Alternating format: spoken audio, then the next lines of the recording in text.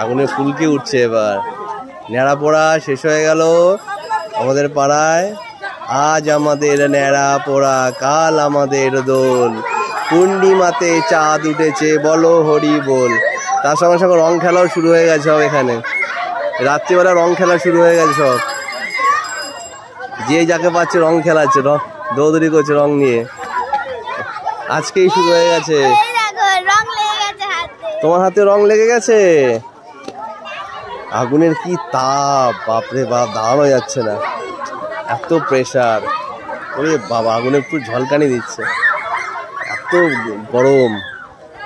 আর আমাদের পাড়ার সব বাচ্চারা সব রং খেলতে শুরু করে দিয়েছে এখনই রং খেলা হয়েছে। এই যেমন পুচকে রং খেলা হচ্ছে, দারুণ।